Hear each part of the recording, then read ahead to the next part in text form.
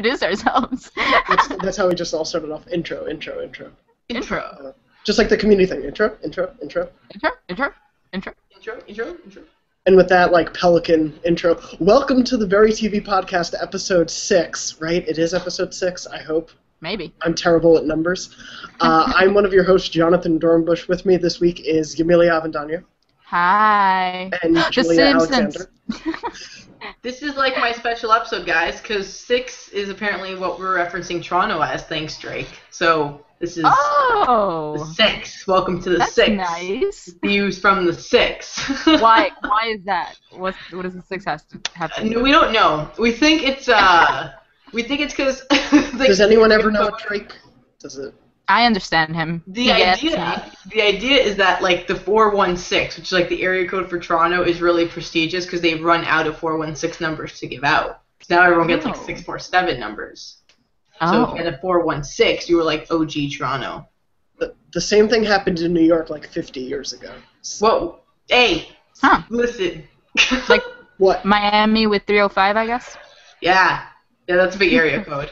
Welcome to the area code, or zip code, whatever code. Lessons. Welcome to Code Podcast.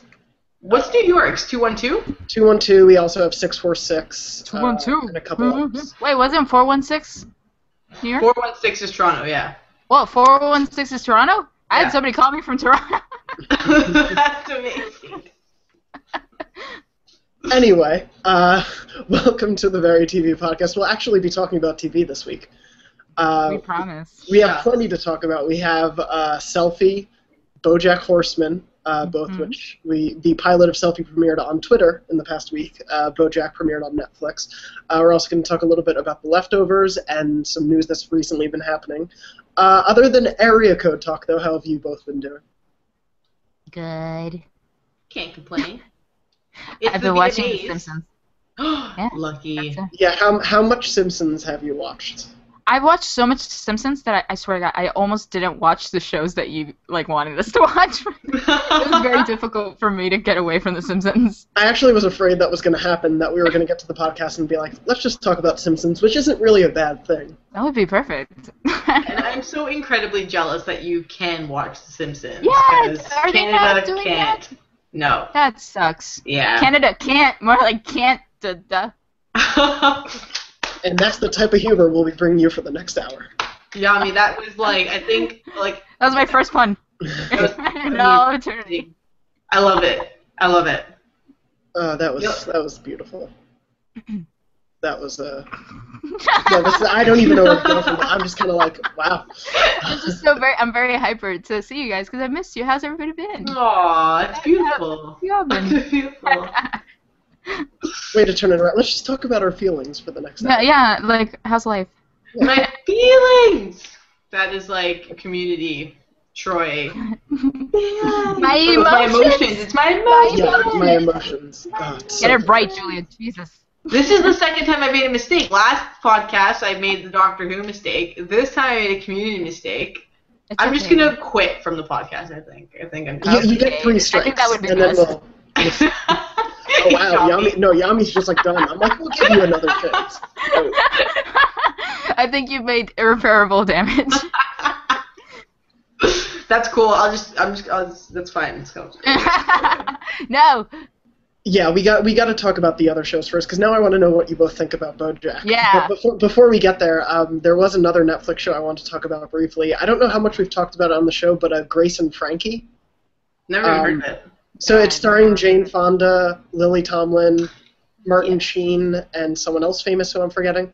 That's right. I lied. Yes. Yeah, it's about when Lily Tomlin and Jane Fonda's husbands announce they're in love with each other and they're going to get married. So they kind of become friends. But they announced some casting, which the most exciting of is Joe Morton, a.k.a. Mr. Pope from Scandal. Oh. Is going to be in. So I really hope his whole character just still gives like giant soliloquies throughout the whole thing, even though it's a comedy. It's the only way you can. But they're not going to have Shonda's writing, so probably not. Yeah, I don't know who's behind the show, but it's still like an amazing cast overall. It's a fantastic ensemble. Oh, Sam Waterston is the other husband. So. Is he not? Oh, I guess Newsroom would be done.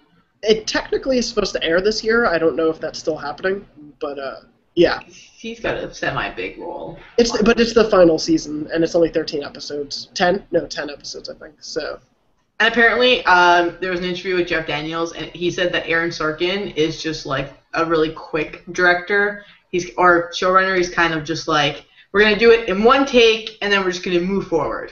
And so they just do it. It's impressive. I would think he would be even more the David Fincher type, where he does it like 100 times just to get it right perfectly. No, apparently he's like the complete opposite. He's got like no time. That's interesting. Yeah. Well, we'll see what happens with that show. But yeah, I'm really excited for it. It's like a really star-studded thing for Netflix, which kind of seems their modus operandi minus Orange is the New Black. Mm-hmm. But other casting stuff, they announced this week that Megan Mullally and Natalie Morales will both be back for the Parks and Rec final season. Yeah. Which is fantastic. The Tammy 2 episodes are some of my favorite on that show. Megan Mullally, anything she does is just so freaking funny.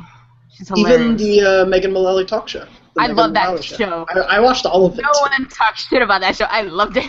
I was like, oh my god, I have not talked to single one of it. It's good to know we are basically the Megan Mullally Defense Force on this show. We are. And then, of course, Natalie Morales, who's also really funny. Let's not forget. She was on Trophy Wife last year. She plays Tom Haverford's girlfriend, Lucy. I totally forgot about her. Yeah, it was early on in the show. So you're forgiven. You're forgiven. But she's really funny. Yeah, no, now I remember her. Also, she's really fun to follow on Twitter because she is like super active and really funny on there. Ooh, okay. Just as a tip. Super active, like Mark Ruffalo's super active when he's on for like one day and he does like 20,000 tweets, then he goes away, or super active like Ricky Gervais active. Somewhere in between. Like she tweets pretty frequently. Sometimes I won't see her for a little bit, but she tweets a bit, and she talks to a lot of the critics too, because she's usually super friendly with them. So she's fun to follow. Helps with the reviews if you're super friendly with the critics, I think. Let's not get into that territory. Not that there's a huge issue with journalism and critics and creators. God. I don't know what you're referring to because I only live on happy Twitter. Yeah. Things happen. And as of the other day, me too. Oh my god, Natalie Morales. Hey, Morales, she be Hispanic. What? Is she Cuban? I think she played a Cuban girl in Parks and Rec. Sorry, I just derailed the shit out of this when I Googled. You should have been derailed so much. I was like, yo, Morales, homegirl up in this house. What? It was so Raven Simone-esque that I was like, I think you should just run with it. Who dares? Sorry, got a text. Mute your phone now. Silenced. Other than that, I thought we would just briefly say, are you guys watching, Julia, do you watch Masters of Sex? Yami, it's not even worth asking. I will one day. Okay. It's on my list, Jonathan. It's like, it's up there. Like, it's definitely within the next 5. Okay. Within the next 5. 5, what, who knows, but 5. It's somewhere up there. Because both that and Ray Donovan, which I don't watch, but some people tell me is really good, some people tell me not so much. I hear that too. Both were renewed this week. I think it was this week by Showtime. Yes. And then AMC also renewed *Halt and Catch Fire*, which didn't look like it was going to get renewed, but I guess at the last minute they decided, let's give it a shot. That's the one with Pushing Daisy's guy, right? Lee Pace, Lee Pace. Yeah, who's best friends with, who's his best friend? They went to elementary school together, and like now they're both major actors. Oh, cute. And I can't remember. It's a Marvel dude, and I can't remember who it is now. A Marvel? Look it up. Yeah. Yeah, actually, I have no idea who you're referring to. I saw it in like an Us Weekly. Okay. Matt Bomer. Matt Bomer. That's what I'm thinking of. Yeah, it's not Marvel. Sorry, it's Matt Bomer. Yeah. That's it. Yeah, thank you. Not Marvel. They're Marvel of a man. Oh, excellent save. Excellent. That's my third mistake, guys. I'm out. That's it. I'm done. Yeah. That was my third mistake. So I think Julia it will would be best. in the next 45 minutes. Just yell me a nice week. But speaking of Marvel, also, Adrian Palicki from Friday Night Lights, or the canceled Wonder Woman show that never got to air, is going to be on S.H.I.E.L.D. next season. Excellent. Which follows through. I feel like there's been a couple people who go back and forth between like DC and Marvel projects, and it's kind of like who cares at this point. But I'm excited to see what she does, especially because that Wonder Woman pilot looked kind of terrible. If you guys ever saw any of it. I didn't because I heard it was terrible. Same. It was pretty rough. It leaked for like a week before they seriously like hammered down on it, but it was pretty bad. And it was David E. Kelly who did Boston Legal and The Crazy Ones. So weird detour for him, but we'll see. She's playing Mockingbird. I have no idea who that is. But any chance to talk about Marvel movies at this point is a good excuse. Speaking of that, Julia, you saw Guardians of the Galaxy finally? Oh, Yay! God, guys, that movie is just perfect. Like, it's perfection. Spoilers for Guardians of the Galaxy. Isn't dancing Baby Groot the greatest thing ever in human history? I can't even put into words. It's just... Doesn't he also look like Sackboy from Little Big Planet? It's the eyes. It's the eyes. Yeah, the eyes. Yeah. Which Funko Pop is making the little dancing Groot. Yes. Yeah, they had a normal Groot bobblehead toy, but now, they're making the Baby Groot. I think they're going to announce... Super excited. This week, when the show is airing, they're going to announce when you can buy it. I will buy like 50 first day. They said that the founder tweeted that pre-orders are going to be available early this week, and then somebody, I think at IGN or somewhere, was basically like they're going to have a limited amount of pre-orders, so... I'm sure, yeah. Go fast. Also, it's going to be, I think somewhere in the press release it said the first of several, like, dancing or Baby Groot merchandise coming out. So you know there's going to be, like, a plushie, like an actual just potted plant you can buy with googly eyes. Like a real talking plant. All of it. It's like it's that like fit the mask that you had on the wall, like that. That's what I wanted. Yeah, that's immediately what I wanted. It's basically that, but just Groot, and it goes like, I am Groot. We are Groot.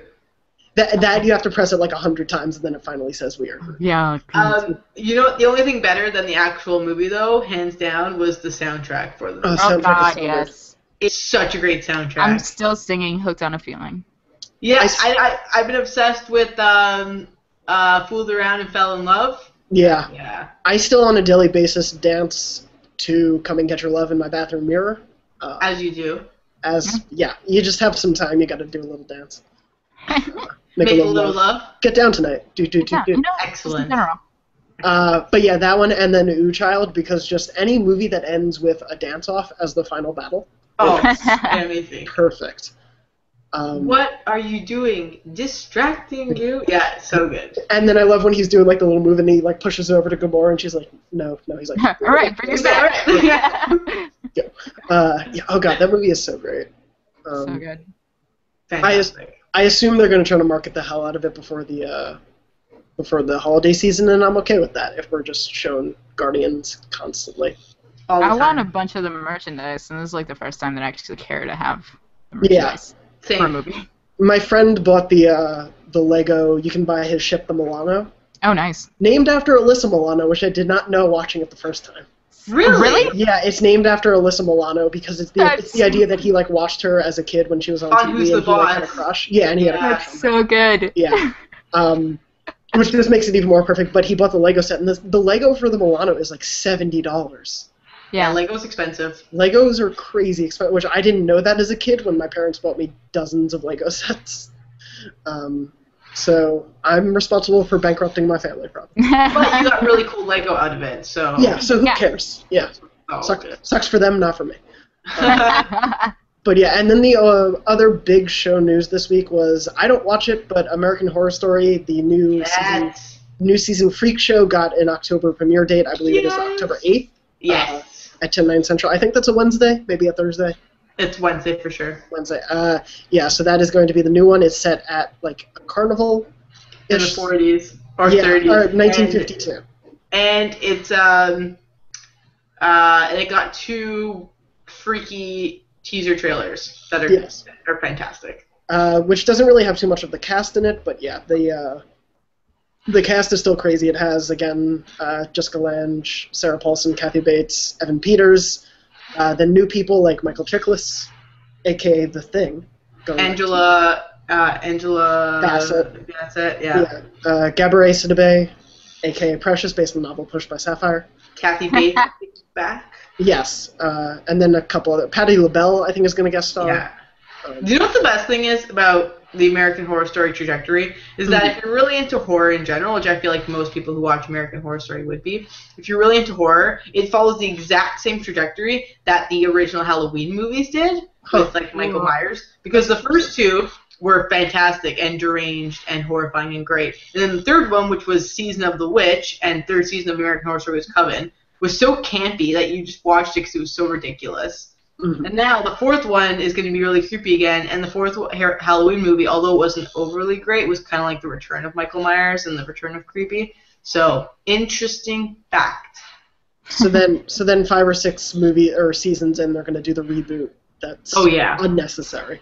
We'll have like an American Horror Story 2.0 eventually. And out of curiosity on that, so I've never watched the full American Horror Story season. It's great. I watched the pilot. I didn't like it at all.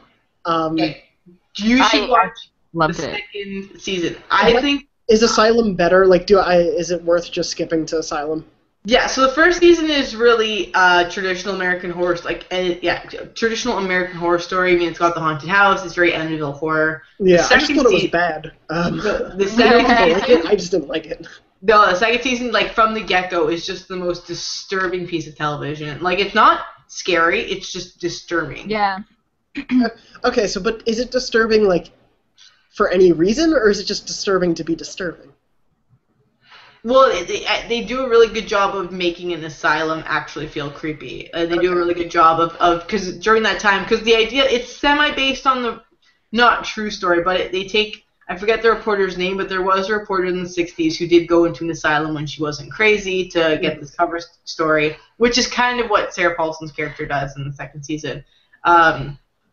And so they do a really good job of creating an authentic feel of what that would have been like, because there was so much mistreatment of mental patients, and nobody was really looking on them because they were just lost causes to the state. So they do a really good job of making that ambience feel really creepy and authentic, which in turn is really disturbing because it's true. Like, you can imagine how it would have been. So they do a really good job of playing the hopelessness into the context of the story, which I really enjoyed. Okay. Yeah, I feel like Asylum would be the season to check out, which I may get to eventually. I love the first season. It was so weird. And Tate no, he's not Tate in the first season. What's his name in the first season? Is it Tate? Tate, yeah. Yeah, he's great. Evan Peters? Yeah, Evan Peters' character is really good. Every season that he's in, it's just been every season. He's just the best character.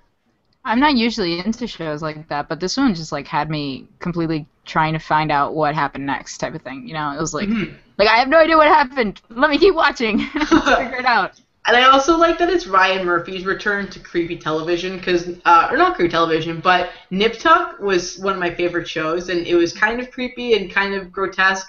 And then he did Glee, which is cool. Like, Glee in its own way is horrifying. For the first 13 episodes, it's cool. Yeah, no, the first 2 seasons of Glee I thoroughly enjoyed. And then Glee got really weird. But then American Horror Story is like his return to like this weird, creepy, kind of boundary-pushing television. How did Glee get really weird? Because now I'm imagining that I'm missing something that I've never heard of. By weird she means suddenly it's okay. I'm like, suddenly it becomes a haunted like high school. Everybody's been dead all this time. I have an issue. Okay, you guys watch The O.C., right? Yeah, of course. Okay. I have an issue because I watched The O.C. and One Tree Hill and Gossip Girl and all this. I have an issue when shows try to carry on teenage high school dramas outside of high school. Yeah. It doesn't work anymore. You're introducing new characters, but the setting's gone. They're not seeing each other every day. Exactly. I don't like it. It pisses me off. Like, after season 4, maybe for Meme Gen, or season 5 of One Tree Hill, it was just like... Like a Gossip Girl. When they graduated, it was like, okay, who cares anymore? You guys are old. Get over it. I don't care about Yale or NYU or who's whatever. Ooh, fancy. But he has a threesome with Hilary Duff, and excuse me, I went to NYU. I know you did. And no one has threesomes with Hilary Duff at NYU. I would imagine for NYU students, it'd be really fun to be like, there's like in the season when he's trying to get into Tisch. I don't know if I said that right. But yeah, no, you did. Yeah. In School of the Arts, and he's like, it's so complicated, blah, blah. And I was watching it, and as somebody who went to college, like not even university, to college, I was like, I can imagine being at NYU and be like, this is kind of fun, because it would just be so, like, absurd. Yeah, I mean, Tisch is actually pretty hard to get into. Oh, yeah. I worked in in the drama department, which is, like, notoriously one of the harder ones to get in. This is totally off topic, but yeah, it is tough. But obviously, Gossip Girl went crazy with it. Oh yeah. And that show, I never really liked it as much as I did past the first season. But anyway, let's not get the cast. Just talk about that for the next hour. But the only other news I just wanted to touch on briefly, because I'm not sure if you guys saw the movie, but so Steven Spielberg is hiring the writer of the new Godzilla to write a Minority Report TV series. Yes. Which I am both excited about and wary, because I like Minority Report and I like the idea of it as a TV series. The script for Godzilla was the weakest part of that movie to me. It was the worst part of Godzilla. Yeah, pretty easily. Like that dialogue was, and sometimes it was funny and it felt like it was knowingly funny, and other times it was just bad. Yeah. So I don't like. I'm excited, and I hope that was just kind of like a thing of the genre or like the type of film they kind of forced him to write. But I'm excited, but also wary because of it. I think, because I wrote about this, and I think if anyone, the only interesting aspect I can see to this, because Minority Report was an okay movie and they should leave it alone. It's fun, but yeah. If he's going to bring it to television, what I think Steven Spielberg does really well is he manages to get A-list celebrities interested in doing it, i.e. Halle Berry and extent. So it would be really interesting if he could get someone of high caliber like Tom Cruise to sign on for the show. I think that would kind of bring it into a new light. But yeah, I'm with you. The Godzilla script was there. Where were the monsters? Nobody goes to Godzilla to see the movie about a story. We just want to see giant monsters fight and people screaming and yelling and running around. That actually wasn't my problem as much. Not that I thought the story was bad, but I actually liked like the pacing of it. I think it was just the story itself was so poorly written. Like, I didn't care about those characters at all. I couldn't tell you their names the minute I walked out of the theater. Yeah, I really couldn't care about Aaron Taylor Johnson having to get back to Elizabeth. Yeah, like I think I thought the pacing was really smart, but yeah, I just don't think the writing lived up to the rest of the movie. They should have hired the Pacific Rim writers, obviously not Guillermo del Toro, but the writers in The Room, because that was a way better movie than Godzilla. Because Guillermo del Toro is obviously too busy with the playable teaser right now. Silent Hills. He's the Bill Hader of genre. He's just everywhere and doing everything. Yeah. It should be interesting. We'll see what happens with it. I agree. I'd like it to be like a bigger name celebrity. Which, though, speaking of Tom Cruise and Minority Report, since Edge of Tomorrow or whatever they're calling that movie now came out this summer, I noticed I was watching The Aviator last night randomly. But I realized Leonardo DiCaprio, other than Inception, does he ever do modern-day movies? No. And then Tom Cruise basically just does, like, sci-fi movies. Yeah. Movies where he's able to run, yes. Yeah. Either Mission Impossible or something in the future with an apocalypse. So maybe he'll sign back on for Minority Report. He might.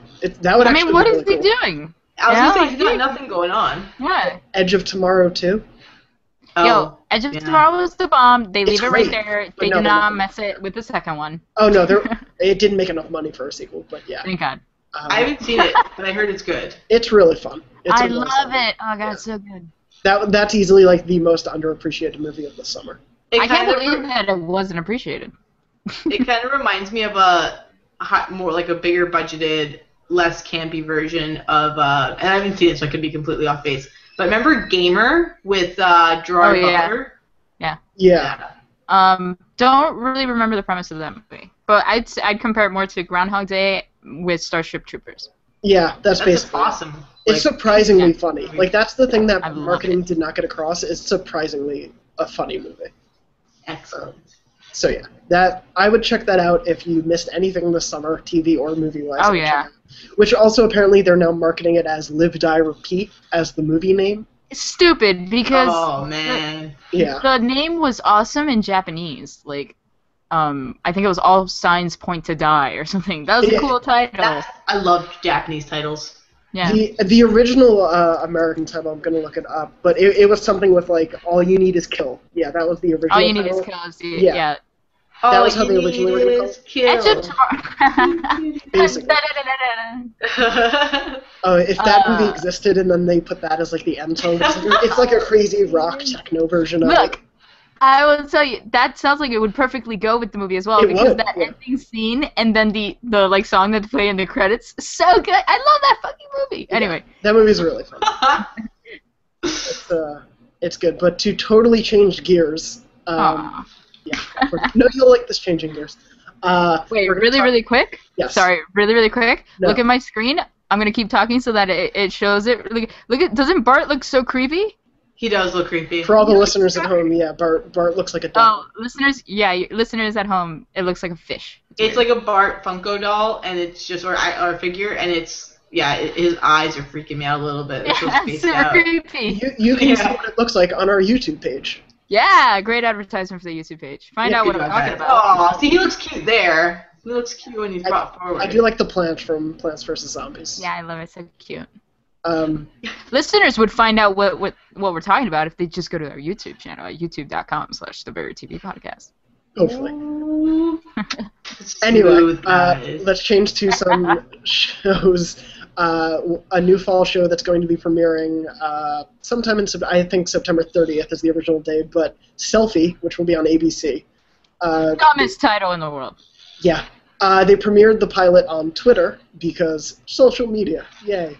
As you do in 2014. Yeah, and it's basically a My Fair Lady or Pygmalion, since there's no singing. Well, there's one scene of singing, but it's basically Pygmalion, where Eliza Dooley, just like Eliza Doolittle, see, it's hilarious. You get it?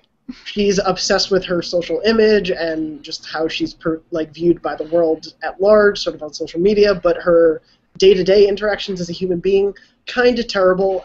So the show is sort of a comment on just how social media has changed how we interact with people day to day. It's from Emily Kapnick, who made Suburgatory and also As Told by Ginger. Random fact there. It stars Karen Gillan as Eliza Dooley doing an unnecessary American accent. John Cho is also in it, and a few other people who I don't know as well. Anyway, what did you guys think of Selfie? Yami. Oh, me first? Okay. Yeah, we'll go for you. I will say I did not expect to like this show at all. And then I watched it, and the references annoyed the crap out of me. Like, every little thing, like, we're so hip, we get social media, we know you like it, so we'll talk about this. Like, it annoyed the crap out of me. But it made me laugh, more than twice, which is crazy for a pilot. So, I'll say that. The references thing really annoyed me too. It was I was reading a couple write-ups on it. Dan Feinberg from HitFix, he said that the references are going to feel like they're in a museum 5 years from now. Yeah, exactly. You get too specific, it's weird. It's really dating it, and I do think for the pilot, I can understand they feel like the need to overdo it. If it keeps up at this pace as the show goes on, that's going to really bother me. But as long as they learn to pull that stuff back in, I'll be a little more okay with it. Yeah, I totally agree. But so long as they stop that. Yeah, every once in a while, but she does not need to say the word jelly 100 times or LOL as she's walking away. It's like nobody says that. Nobody even does that. Yeah, it feels like stuff from 2 or 3 years ago, and then a year from now it'll feel like stuff from 20 years ago.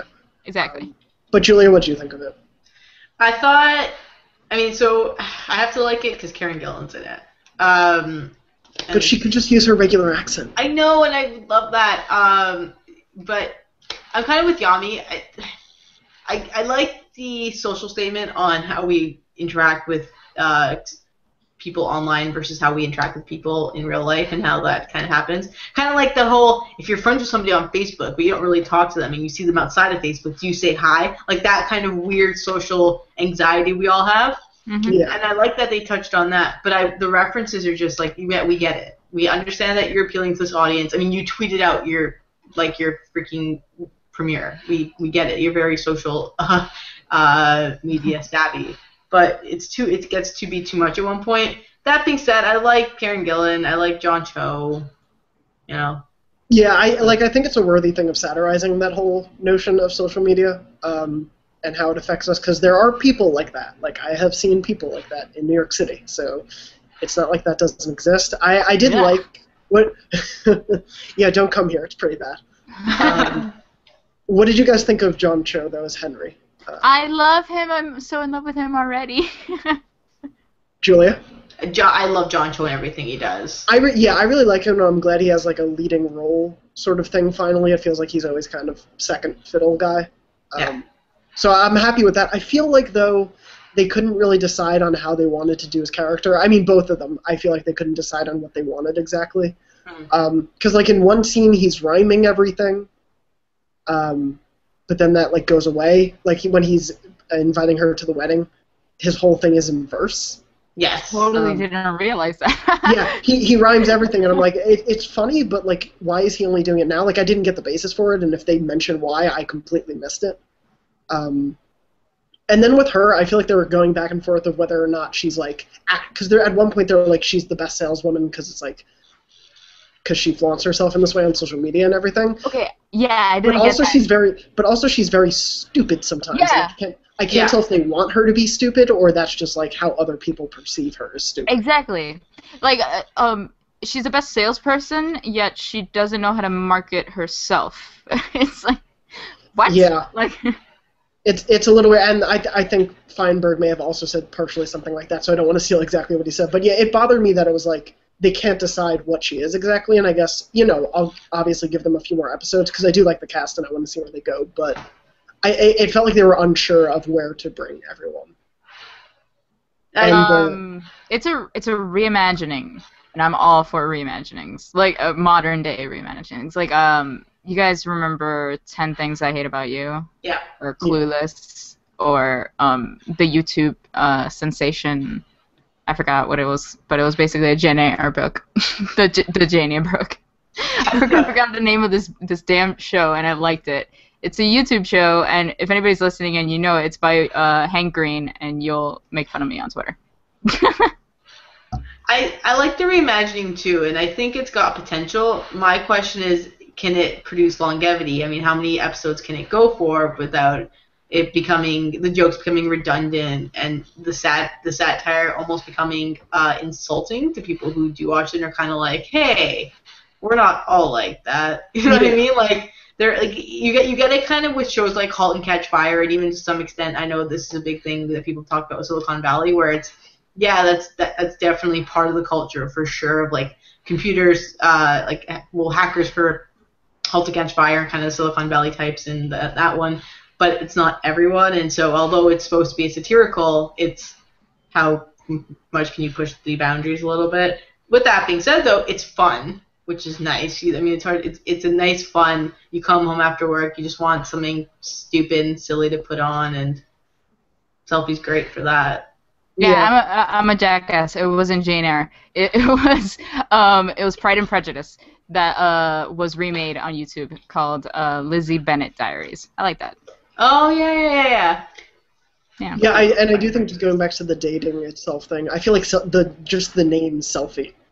The name is the stupidest thing in the world. It's the worst. The name throws me off just so much in the beginning, and already I'm kind of like, I'm predisposed to not be happy with the show. And so, yeah, I agree. I came away happier with it than I expected, mostly due to John Cho and Karen Gillan being as likable as they are. Yeah, I thought I'd hate it. So was it that it was good, or were our expectations so low? Is that what it was? I think it's the latter, yeah. I think I can't remember her name, and it's going to bother me, but she's a television editor for Sound On Site, and Kate something. And she tweeted that she's like, I'm going into the Selfie premiere. She's like, and I just want to be whelmed. She's like, I don't care if it's over or under. I just want to be whelmed somewhat. Yeah. And I thought that's the best way of putting it. Like, just make a mark somehow. Yeah. Like, that's a good way of putting it. Yeah. I like that. No, yeah, I think it's totally low expectations because I expected it to be pretty terrible. And I like, as a pilot, I think it's not a good pilot, but I think the two leads are likable enough, and Emily Kapnick can be a good enough of a writer that I want to give them the chance. For a few episodes. But two things. One, the mispronunciation of GIF. That pissed me off. I don't care if you think it's GIF, it's GIF. It's wrong. GIF. And if that's going to bug you, just stop listening now. She was talking about peanut butter in that scene. I don't know why. Exactly. And also the throwing up, which is going to be how I segue into the next show. But I don't get why too much throw up. Jesus Christ. Yeah, it was a lot, and I don't get why throw up is funny to people anymore. Yeah, the whole plane laughing at her was like, people do that? Come on.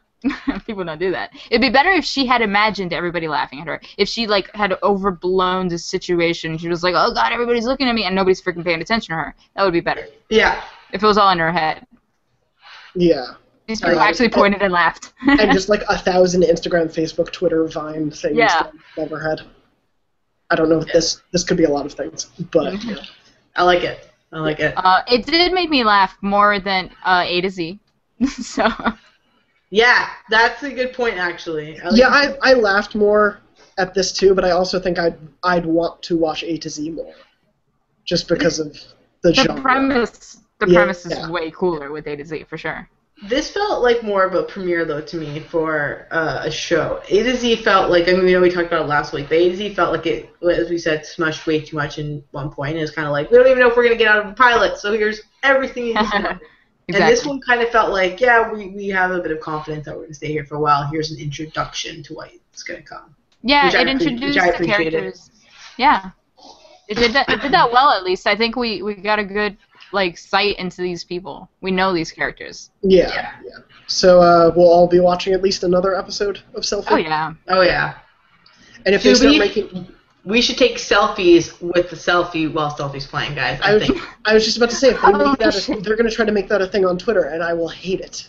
Oh, great. Social media is the worst sometimes. It's the worst thing in the world, really. I adore it so much. I love it, but it's like, man. But I do love it. Yeah. I hate it when, that was a good point, where she was like, oh man, I have so many friends, but I have absolutely no friends. That's when social media gets annoying, when you think these people are your friends, but they laugh at you when you throw up. Yeah. But last point on that, just because I forgot about it. When they sang Bad Romance, what did you guys think of that? I hate that song. I sang along because I love Lady Gaga. We are like opposite ends. I felt like that's another thing, like dating the show, though. Like, it just felt like... Yeah. I like it works, because those are the types of girls who would sing it, I guess, but it also just felt like... References are bad. It immediately dates the show. Always bad idea. Yeah. And there were two song choices in the beginning. I forget what the first one... Well, the Selfie, I guess the song Selfie, which I hate, was used... There were a lot of expensive song choices. They used Paper Planes again. There was MIA. I'd give up forever to touch you, or whatever there. Oh, yeah. But know that... okay, here we go. Who's Goo Goo Dolls? No. Goo Goo Dolls, Iris by Goo Goo Dolls. Oh, there you go. See, I guess they get away with songs that are 15 years old. They can still sort of... It probably doesn't cost as much. I don't know. That's true, yeah. I guess. But I brought up the throwing up thing because one scene that really bothered me on another show was also throwing up, and that was Bojack Horseman. Bojack! What a great segue! Which premiered on Netflix August 22nd, which was a Friday.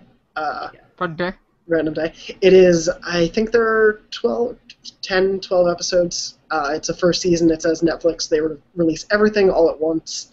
It is an animated show about the most beloved sitcom horse of the 90s, but his life 20 years later, and how he hasn't really had any success since then, and he's kind of just living in his fancy house up in the hills with his slacker roommate who's moved in, played by Aaron Paul. The horse Bojack is played by Will Arnett. And it's kind of him just trying to come to terms with his life. It's also sort of a comment on celebrity culture and everything in modern day. It has a bunch of other pretty big voices in it. Amy Sedaris is in it. Patton Oswalt's in a few voices. Who else? Alison Brie is in a few voices. And then a couple other people who I'm forgetting, including Keith Olbermann, who stars as a whale on MSNBC SEA, because he is a whale.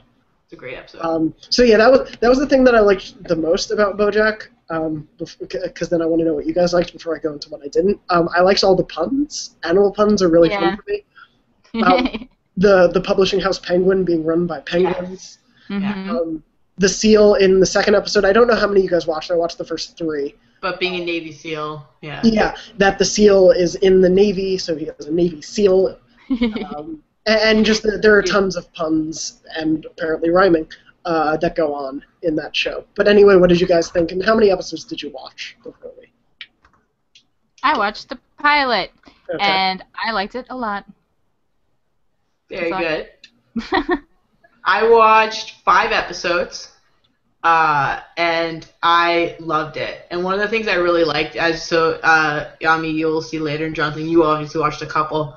There's an episode where Alison Brie, who plays the writer that's going to write the book for Bojack, his memoir, where her ex-boyfriend kind of comes down, and he's a BuzzFeed writer, and they spend a good portion of the episode making fun of BuzzFeed. There's a point where Bojack turns to his mortal enemy, Mr. Peanut Butter, the dog, and he kind of goes, he goes, your article is going to be wedged in between GIFs and like something else. And I just thought like it's a great, the references age it a little bit, I think, or it will age it eventually, but it's so satirical and so on point and so smartly written that it was one of the few shows I actually laughed out loud at in the past couple of months. Really. And then Yami, for you, what do you like about the pilot? I really, really love the idea of this horse that just, it's a stupid thing to laugh at, but I'm like, he's a horse, and he was a star of a show, and now he's not, and it just got me like that, and I loved it so much. Mr. Peanut Butter is such a jackass, but I love that freaking dog. I love it too. Played by Paul F. Tompkins, who's also part of the cast, yeah. Oh, okay. The entire scene where Bojack Horseman's just like, his penis was in your vagina in a sexual way. That scene got me. I love it. It's well written. It really is. And I like the premise too. It's weird enough where it works as a cartoon. I usually don't like cartoons nowadays. Yeah, that's the thing. I mean, and it's recent kind of, I would say the past 4 or 5 years, maybe, cartoons have made this really great comeback because it went from being Simpsons and South Park and to some extent Family Guy being really great, and then all 3 of those kind of went downhill. South Park kind of stayed on point. And then, it has its ups and downs more than exactly. Yeah. Mm-hmm. But then Archer came out and Bob's Burgers came out, Bojack. There's a new one coming out next year with Rob Lowe called Moonbeam City, which looks like it's basically going to try to be Archer. I heard about it, yeah. Yeah, and it's kind of like this resurgence of adult kind of cartoons, which is really nice because I miss the days of Ren and Stimpy and like undergrads, and so finally it's awesome that we're finally getting cartoon shows back, like Yami said, where we're actually laughing out loud and not just because of like something animated, because the writing is actually really strong. Mm-hmm. Yeah, I call these cartoons Adult Swim cartoons. Yes, it was thanks to Adult Swim that all these cartoons are making a reemergence, or rather. Yeah, you have Rick and Morty also. Rick and Morty, yeah. Even to some extent Adventure Time. You guys remember this show called Ugly Americans on Comedy Central? Yes. I feel like that was like, that is the show where I compare all of these shows to, like Bojack Horseman. I'm like, I'm going to compare it to Ugly Americans because it kind of looks the same. Like, it's weird to me to do that, but that is, like, the show for me where I realized that, oh, these, like, Adult Swim cartoons are making a comeback. That's when I realized it, when that show came out. I love the idea that Bojack Horseman is so obviously, like, supposed to be a Bob Saget. Like, I really appreciate that, because that's basically what Bob Saget's become, too. And so there's a really great kind of, you're watching and you're going, yeah, like there's an episode where his fictional daughter comes back because she's 30 and she's just has nothing going on. She dates Andrew Garfield, but they break up in a store.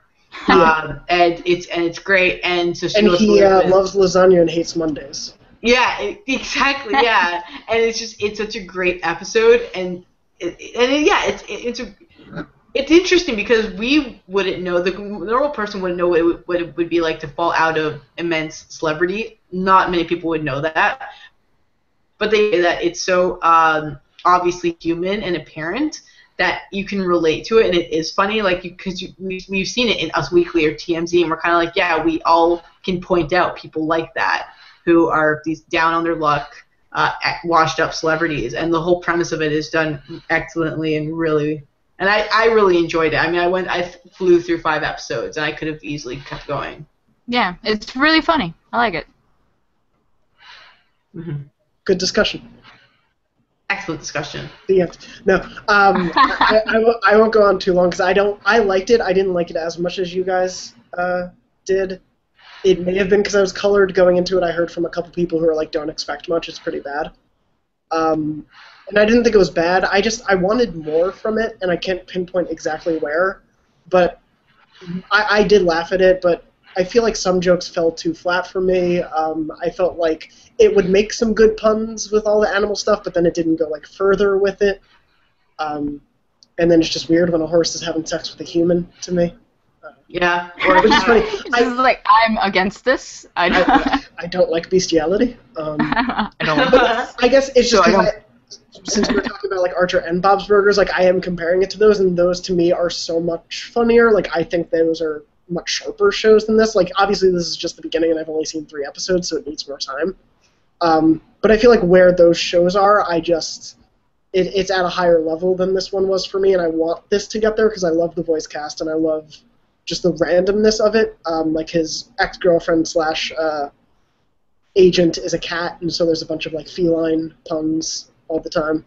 You just want it to be all puns. I would love it if it was all puns because I love puns, but I don't know. No, I just at times I felt like going back to, I forget if it's in the first or second episode, but when I think it's the first, when he throws up all the cotton candy. Yeah. Like to me that's really unfunny. And it goes on for like a good minute and a half, and that just may be me having seen too many throw-up jokes and I'm done with them. But I didn't find it that funny either. I get that. I think that's like Family Guy syndrome, like the whole like Lois and Peter falling in the and it goes on for a minute and you're kind of done with it after 10 seconds. Yeah. And what was funny to me about the cotton candy throw up when he finds out that Mr. Peanut Butter and Alison Brie, the actual actress Alison Brie, are together.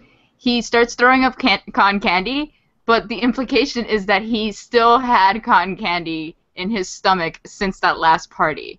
Like, yeah. he didn't have... Like, that was what made me laugh. Like, this guy ate so much fucking cotton candy. Which is funny, but then I think it just gets sort of like steamrolled by the fact that that joke goes on for like a minute. You guys are haters. No, I'm just kidding. No, like I said, I didn't find that funny either. I agree. And then also I think my other issue sort of with especially the pilot was it relied too much.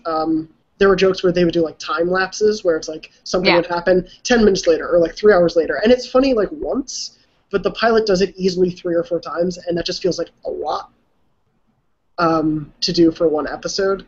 So I really liked when the cat, you find out he never took her home. Oh yeah, that was good. So like I said, I did enjoy it a couple times. I just felt like it was almost too much at times. But yeah, I really enjoyed some of it. I'm gonna keep watching. The really solid joke there in that episode was when the feline cat turns out to be the feline cat. What? The cat turns out to be his, how do you say, agent, I guess? Yeah, his publisher. Agent. Yeah. Yeah, I love that because she's like, I'm able to differentiate my personal life and my professional life, and then she's able to quickly just be like, no, you look great, and then she's like, you look like a sack of shit, ate another sack of shit. Yeah, like the back and forth there was funny, and I do think there's a lot of potential for it. I guess I just wanted more from it. Like I wanted it to be sharper when it wasn't. I agree, but it was also the pilot, and like we gotta give it a chance. We gotta give it multiple episodes. I gave it 3. I will say, oh, really? It still was okay. For me, it wasn't, but like that's just me. I'm really holding it up to like a Bob's Burgers sort of level in my head, and obviously it's only 3 episodes, but you definitely shouldn't because with Archer at least, I watched the first season of Archer. Yeah. I love Archer, but I didn't laugh out loud that much with the pilot. Yeah. And I also didn't laugh out loud much with Bojack Horseman. Yeah. So I think these are just characters that you'll fall in love with and you'll like the wacky situations that they're in, but you won't necessarily laugh out loud. No, yeah, I don't disagree. I just think also with so much TV on to watch. Yeah, it's difficult to like it wouldn't be. If you have a lot to watch right now, I wouldn't be like, go. You must watch BoJack right now. Exactly. It's like how I felt while I was watching The Leftovers. I was like, there's so much more TV that I should be watching. You guys are crazy with The Leftovers. Oh, this is... Back, apology for the audio glitch. Hi. Yeah, We're with the back. magic of editing, yes, we're back. Anyway, Yami was just about to tell us why of the 2 scenes she's watched of The Leftovers, she loved it. Yeah, Liv Tyler got slapped in the face. That shit was funny as hell. Yeah. Okay, because Liv Tyler seems to be this character, right?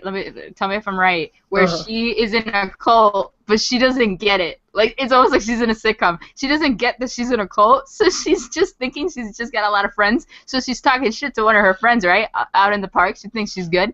And then her friend's just like, bitch, this is a cult, and slaps her in the face, and is like, you gotta shut up. And that's what I've been imagining for The Leftovers. That's a good thing to imagine, though. I think that's in a probably... very vague way. Yeah. That is the show. That is not at all how that scene plays out. But yeah, for just watching 2 scenes, that's actually not bad for 2 scenes. And I also saw when some lady just decided to kill herself at the end of the show. Yeah, that was hilarious. I was like, okay, time for me to stop watching. And that is The Leftovers. And that's The Leftovers. And I think that's the best review. I think they should put that on the DVD box. Really, I think that's what they should put on the box. They put in quotations, and then some chick gets slapped. Yami, they haven't done you. With your Twitter handle, I think that's pretty good. And then my quick review is like, I really love it, but who cares? Because I love when things just talk about morality and the meaning of life. Look, that's why you have me here, to watch 2 scenes of The Leftovers and then give you a very layman terms review. We should ask you to do that for all dramas. We're going to tell you 2 random scenes in Breaking Bad to watch. And I would totally do that. Yeah, that'd be really funny, I think. This actually might be really funny. I think it's a great idea. Out of curiosity, Julia, have you been keeping up with You're the Worst? No, and no. I was gonna come up with an excuse, and then I was just like, no. You know what it is? There's just too much. You didn't like it. Oh, no, okay. yeah, that is. That's the issue. That is. It's I can only devote so much of my heart to let's be honest. I've donated all of my heart to Grey's Anatomy. There's no other show that has it. But I can only donate so much more of my time to watch these shows, you know? Yeah, I was just saying that about Leftovers and why I don't watch it. Or any dramas. Yeah, why would I waste my time? Not waste. Spend. I'll just sit here crying in a corner. No, don't. But yeah, I just wanted to bring up You're the Worst because Yami and I were saying it's gotten very good in the last few weeks. Yes, the episode that we told you to watch but you didn't watch was actually really good. There was an article by a critic, and a big critic, and I can't remember who his name right now, but a big critic, who said that he stuck with You're the Worst, and it was the best decision he made all summer. Yeah. He thought it just managed to turn itself around from the premiere, and is a great show. It really quickly found its voice and sort of knows how to do these really low impact plots that just really allow the characters to kind of be crazy. The one I was pointing out was Sunday Fun Day, where they have just a Sunday brunch and then a plan for the rest of the day, where you kind of get to see all the characters be at their weirdest, but also you get a lot of Edgar, the roommate, who is hilarious and also sad, and also really sad. I really like that episode because it's so sitcom. It's the perfect sitcom situation. Everybody has their own stories going on. There's a crazy, wacky situation that happens. I love it. It was very, very typical sitcom. Yeah, and I think Chris Gere and Aya Cash in the main roles they're doing really well, and they have great chemistry together. And just sort of the stuff they've had to do, when they in the most recent episode when they both decided to sleep with other people, and just sort of their experiences, they both played those perfectly. Both their mixture of jealousy and anger at each other, but also their conflicted feelings. Exactly. And also made it really fun. Exactly, yeah. It wasn't overblown jealousy that you saw from any of them. They were just bothered by it, but they were bothered in their own ways. Because these are people that are modern daters, they're used to this type of thing. So they were oh, I'm cool about it, but I'm also kind of not. So can you please stop doing that? Yeah, so they're both fantastic with it, and then yeah, like I said, Edgar, I can just watch his scenes. I love that guy so much. Yeah. Edgar is great, and I don't know where they're going with him, but I want to, and so I'm super excited for that. I felt like the last episode could have done more with his plot, with his story. Yeah, because there was that he knew a secret, but they didn't really make it sitcom-y enough. Yeah, and also there was like a scene, I don't want to spoil it, but I feel like it might lead to something else in an episode or two, but we'll see what happens. Yeah, I know what you're talking about, yeah. But yeah, we'll see. It's definitely something, if you find time, Julia, you should definitely watch it. Yeah. It's going to be on the list, but it won't be, like, it probably isn't even top 10. It's going to be like 20 on the list. Do you know when I will watch it? Honestly, do you know when I will watch it? When I finish a show on Netflix and I'm going through new shows to watch and I see it. That's how I started my love affair with the League. Like, that's how the League started. I was kind of like, oh, I heard of this. I'm going to watch it, and then binged, like, all 3 seasons. That was the same thing for me. Yeah. Yeah. Netflix has been the greatest tool for television show discovery since anything, really. Since, like, the birth of the TV Guide. It's been... you know what I mean? Like, there's so many options. You're just like, I'm gonna choose this one because I heard about it, and then you just start watching it, and it's amazing. Like, I'm watching The Fall right now with Jamie Dornan. Oh, right, that's great. And Bob's Burgers I just started, and it's great. I love Bob's Burgers. Burgers. Is fantastic. Yeah, I got into Supernatural thanks to Netflix. Are you all caught up seasons wise? Oh yeah, I love that show. I became like addicted.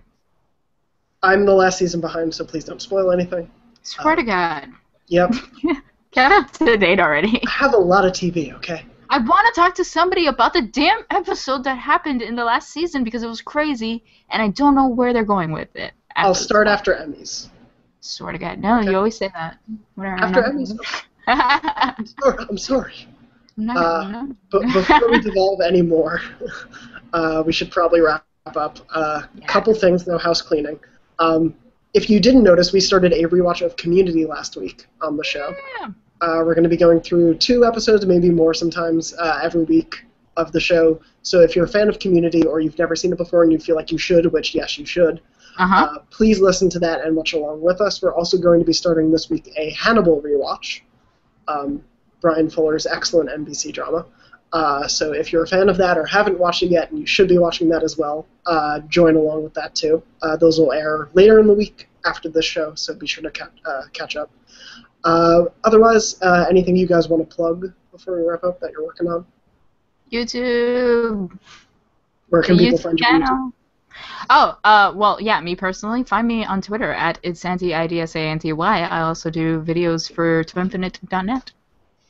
And Julia? You can find me at loudmouthjulia on Twitter, and you can find my work on canoe.ca.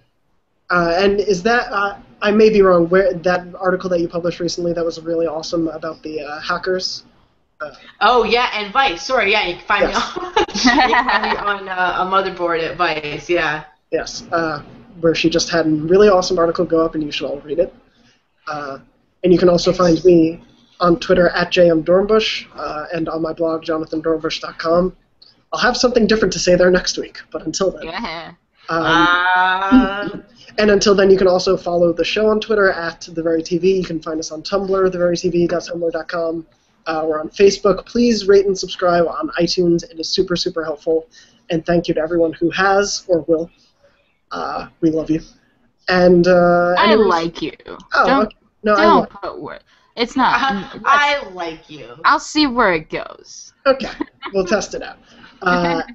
And then also, as Yami was saying, you can also find us on YouTube now. So you can watch this show and all of our rewatches. So feel free to subscribe. Please subscribe. And comment, like, thumbs up, whatever they do on YouTube these days. You'll see our faces. You would thumbs up. Please like and subscribe if you liked what you saw. I said that kind of like a 50s flapper girl. Yeah, I like that. Yeah. I like that. Yeah. You can also find us on Friendster, MySpace. Oh, great. WhatsApp. Napster. Also, The Real World. Yes, The Real World, The Very TV is starting up.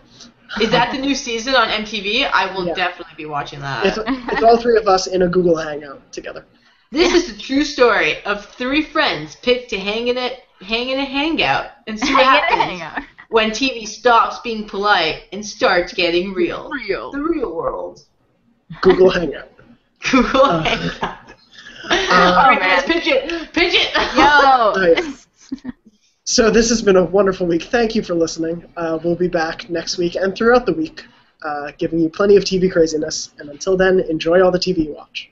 Yes. Bye. Watch The Simpsons. Bye.